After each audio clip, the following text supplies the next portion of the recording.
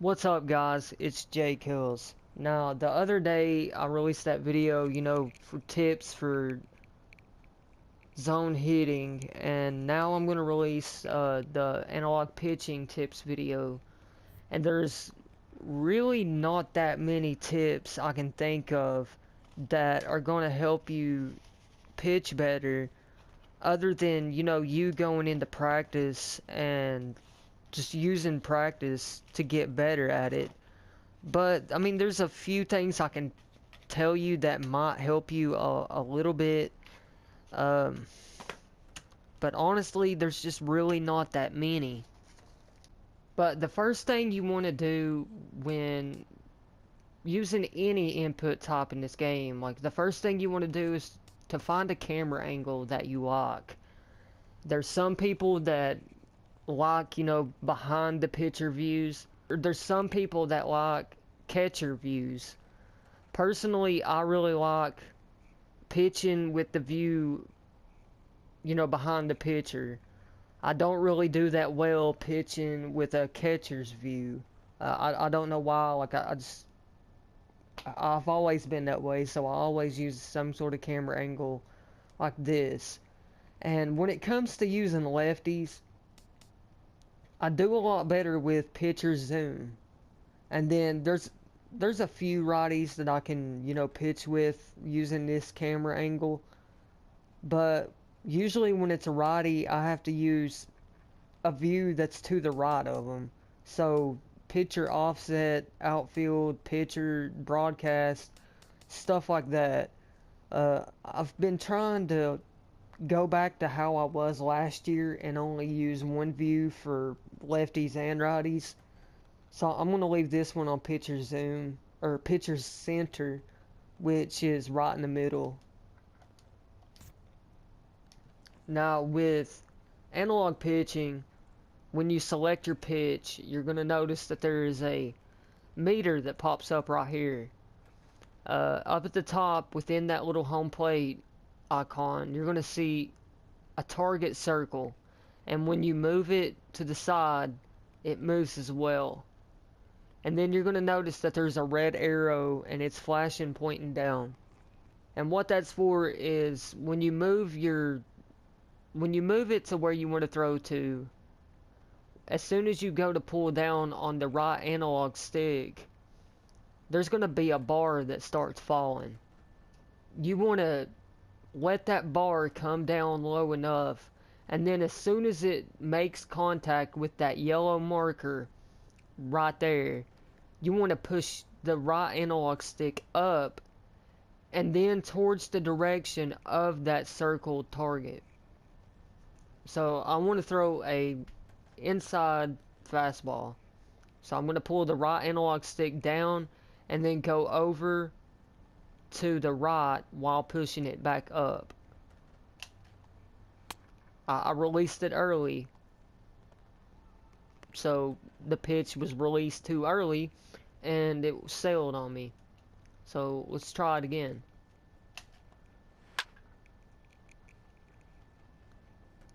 I still missed my target. I didn't take it over enough. So now let's try to throw a slider. That was alright. I didn't hit the target though.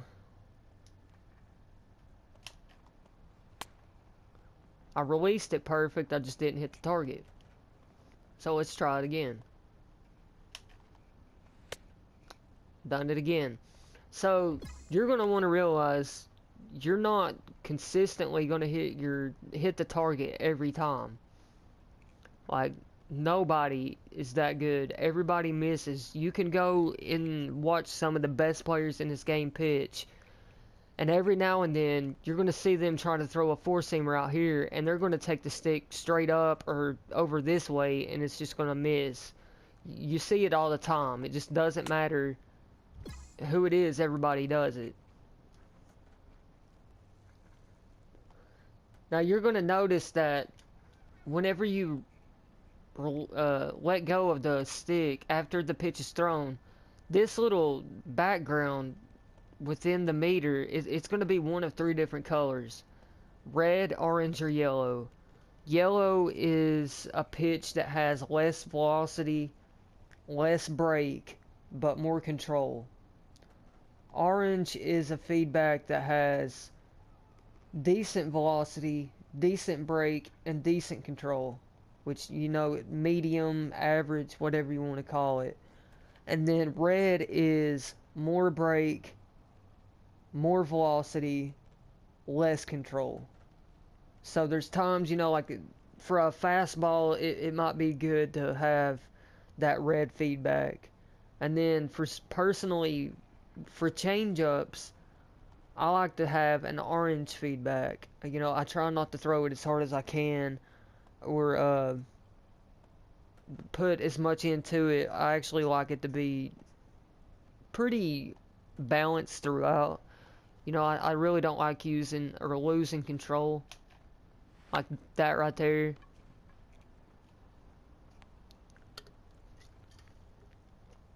Darvish doesn't have a changeup though, so that's something you really don't have to worry about. But the first tip I can give you about playing actual online games against an actual person is the first thing you want to do is just to find out their bat speed. You know, whether they have a quick bat or a slow bat. And can they turn on a fastball? So without throwing a fastball right there, try to see if they can get, if they have good timing on it. Just, you know, don't throw it straight up the middle like I am right here. I'm doing that for another reason. But if they have good timing on that fastball, then that's going to tell you that you probably shouldn't be throwing that many fastballs. If they can consistently have good timing on it, you might not want to throw it. If they're always, you know, late or something, then that might be a good way to get them out. You know, if they can't hit it, why wouldn't you throw it? It's kind of one of those deals. But if they do have a good quick bat and they can time up that fastball well, you're really going to want to try to keep them off balance by throwing off-speed pitches, locating the pitches well, and to throw a balanced mix of all pitches. You don't want to keep relying solely on off-speed pitches because they'll probably adjust to it. And then they'll, you know, just have good timing on the off-speed stuff. So if you keep it balanced, it's a good way to keep them off balanced. And try not to throw in the same locations all the time too. You know, don't keep throwing high inside fastballs, because if you keep doing that, good players are going to make you pay for that. They're going to be sitting on that fastball, and that's just going to be hit hard. So I'm one of those type of players that would actually like to play this game realistically. I wouldn't want to throw that many pitches at, you know, two locations where they just normally wouldn't be thrown.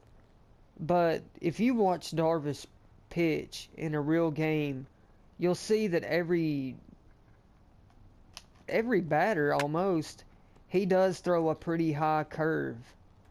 And in this game, that can be a good strategy, or it can be a really dumb decision. Like, there's some people you can go to throw a high curve to them, and they'll make you pay for it.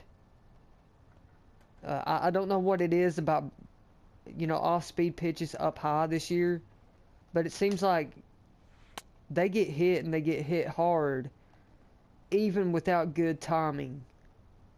So if you can, you know, keep them off balance by sneaking in a high curve or a high changeup, you know, maybe you can get it to where it breaks just right in the zone and they think that it's going to be a ball, and you can get them looking for strike three. That can be smart, but at the same time, if they're just going to hit it, you don't want to do that. But you do want to mix up your pitches. You don't want to keep throwing to the same locations all the time. Uh, like if you throw some high fastballs and then mix in a high curve or something, and then get them looking or get them swinging at something like that, like that's a good way to keep people off balance. But if you're constantly putting curves, down at the bottom of the zone or something, that's not really a good strategy because they're gonna hit it. And the same thing with fastballs. Like you don't want to keep throwing fastballs up high or inside period, which a lot of people do. And personally, me playing on a standard TV, I have trouble turning on an inside fastball. And if the person I'm playing against realizes that, then more often than not, I'm going to see a lot of inside fastballs. It usually happens, but that's part of it. Then what I do to counter that is to sit on the inside fastball and just try to get good timing, and to time it up well. Make good contact, and then force them to readjust. But if you notice, there's an energy bar and a confidence bar.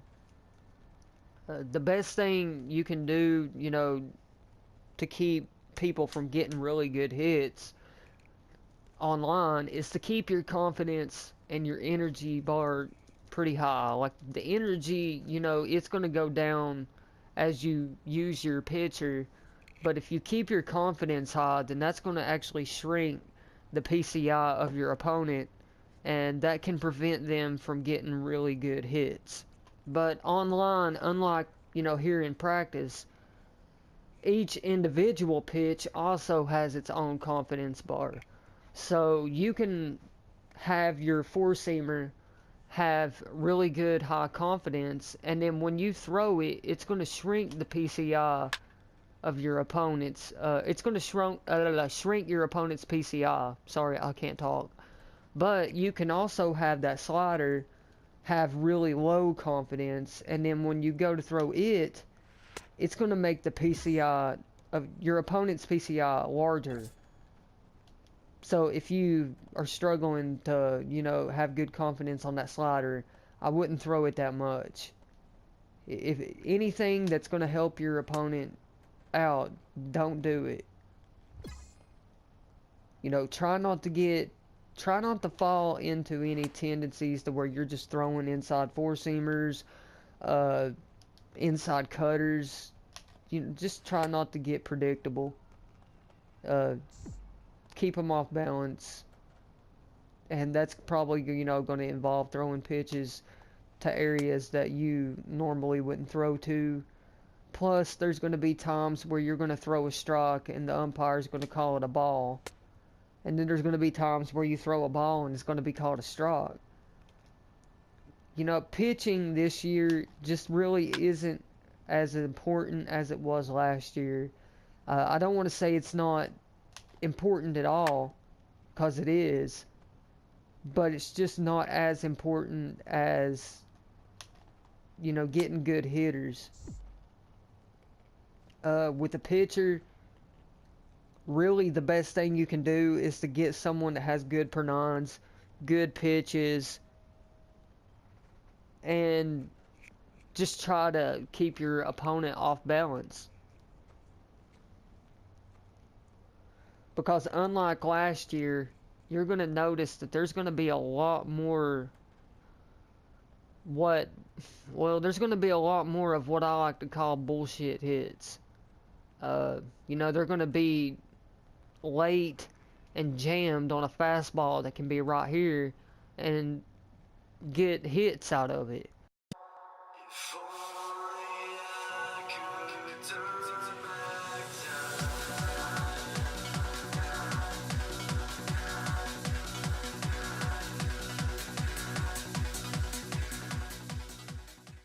And then you can throw cutters out here, and there's going to be some people that are going to get hits out of that. And then you're going to hit your spot, and they're going to be late on it, and they're going to get a hit out of that, or they're going to be early. 1, 2, 3, 4.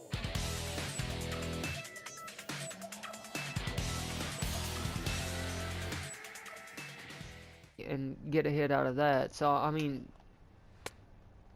just when that happens, you just have to let it go. If you're doing a good job hitting your locations, then you know that there's really not much else you could have done there. If the game is going to reward them with a hit, having late timing, then it's just really not you.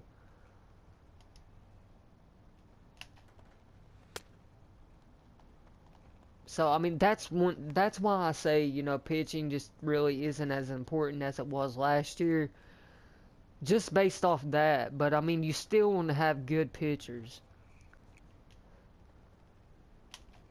But control freaks can really make a difference pitching. And usually the first few pitches of every game, I'm trying to find out if the camera angle that I'm using is a good one or not. Like if I'm going to have trouble hitting it. And I'll try to give you an example of that.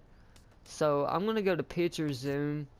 I'm going to switch my control freak to one that I know I should probably do well with, and kind of show the difference there.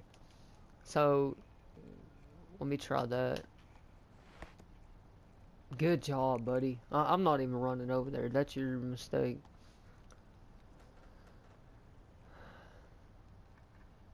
So I mean, I had good release on that four-seamer. It was in a decent location. I would have liked it to be out a little more. So let's try to throw one inside. That right there. I'm actually hitting pitches pretty well right now. So like this is what I'm doing the first few pitches of the game, is just seeing if I can, you know, move the left analog stick and then, you know, try to hit my target. If I'm doing well hitting my target, or I feel like I'm doing well hitting my target, but every now and then I throw a pitch like that, then I might know in my head, you know, it might be the camera view that is doing that, you know, preventing me from really being effective with my pitch. So I'll go in and switch it to the other side and then try it again. And as you can tell, that was better. So for some reason, it's like that with me. Every time I get on the game, I've got 3 control freaks laid out in front of me. They're all control freak galaxies. 2 of them are about a month old. There's one short, one tall one. And then the other one is a control freak galaxy as well, but it's over a year old. And it's really worn down. Like the grooves on top of it are just completely gone. It's slick. It's just old and worn out. And if I'm really struggling to use the other 2, like I'm just having trouble hitting pitches, then I'll actually put the old one on, and for some reason it helps. I don't know why, but it really comes down to the pitcher. There's certain pitchers I can't use the short control freak with, and then there's some that I can't use the tall one with. Like, there's some that I have to use specific camera angles. I don't know why. Like, in order to be effective with my pitching, like, I have to switch it out. Like that right there, I think I would really struggle to hit sliders using this view and this control freak. Maybe not though. Like I don't know. I've not used Darvish.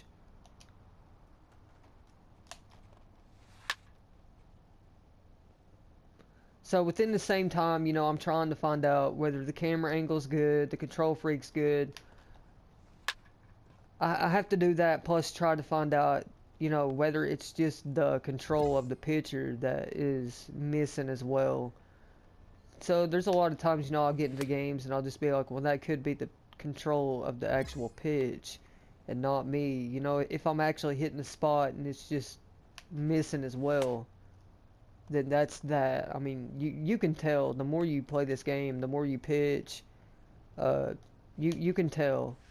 Like that right there, that could be something I'm looking at to see if is an issue.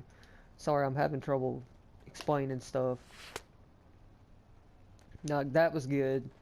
So based off this and this control freak, like just that, what I'm seeing right here, I know that this is a camera angle and a control freak that I could use,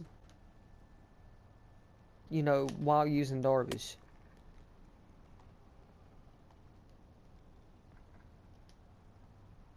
But, I mean, when it comes to pitching in this game, like, practice is the best thing I can tell you. You're going to give up home runs. It doesn't matter. Uh, Try not to get discouraged. Like, cutters, for some reason, I have a really hard time locating cutters inside two righties. You know, if I'm using a righty, I can try to hit one right there, but more often than not, when I let go of it, it's going to be out here. And what just happened might actually happen. So I'll go into practice, pick somebody that has a good cutter like Jansen, and just keep throwing it over and over until, you know, I feel like I can control it. And that's really the best thing you can do, is just go into batting practice and use different pitchers. You know, some that you struggle using, some that you've never used. That way you can get adjusted to all the different types of deliveries in this game, you know, the lengths of them. There's some that are really long, there's some that's really short. If you can get adjusted to that and get to where you can do well with it, then you'll do a lot better in games. I just missed that. I missed it again. That wasn't that bad though, but that could have been hit hard. That's better. Oh, no, it wouldn't. It looked like it was going to be. Let me try one more time. I missed it. But at the same time, I mean, I'm still good. I don't know. But yeah, pitching practice is really the best thing you can do. If I'm having trouble just hitting my spots, then instead of simulated game practice, I'll go into pitch command. And in pitch command, it actually gives you a target to hit. And you can just try to hit the target. You don't have to try to hit the bullseye every time. You know, just try to hit the actual target. And that can help you, you know, locate your pitches well as well.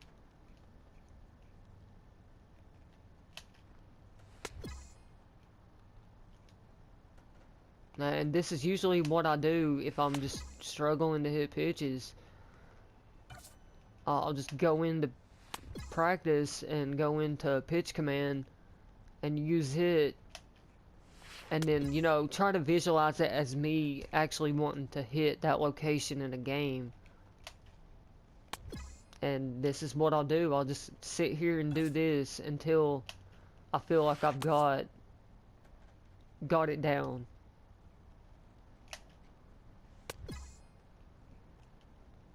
But I'm really not trying to throw and only worry about hitting the target. I'm also worried about actually throwing it to a location that I would want to hit in a game. Like that with a cutter. Instead of, you know, trying to leave it in the zone like this right there, a two-seamer right there, I would probably try to put it a little bit more further out and hit it about right there, just maybe a little bit further to the left there.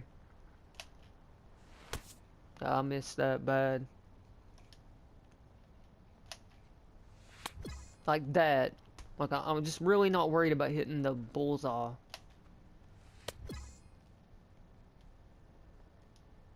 But when it comes to stuff like this, where it's right in the middle, I probably will just try to just hit it. Maybe in a spot that I would throw to. Like that right there, that was perfect to me. Even though I didn't hit the bullseye, like it just really didn't matter. I left that in the zone a little bit more. Here's a curve though, so I missed that. Missed that too. But yeah, that's what I'll do with pitch command. Like if I'm just having trouble hitting pitches or hitting locations, I mean, I'll go in there and do that until I feel comfortable with it. But I mean, that's pretty much all I can think of right now. I might have left something out and I'll regret leaving it out later. But practice is the best thing you can do. There's really not that many tips, just try not to get predictable. Try not to throw the same pitches, in the same locations. Keep your opponent off balance. Try to realize if they've got a quick bat or a slow bat and, exploit their weaknesses pretty much. If they have trouble hitting inside stuff, throw inside, but don't rely solely on inside pitches. Like they will adjust. If they're any good at all, they'll adjust, and that's like the worst thing you can do is to keep throwing inside pitches, and then once they adjust to it and start getting hits, you in your head would be like, okay, well, they're starting to get lucky. Maybe I'll just keep throwing it. No, like you don't want to do that. But alright, everyone. You all have a great day. Alright, see you.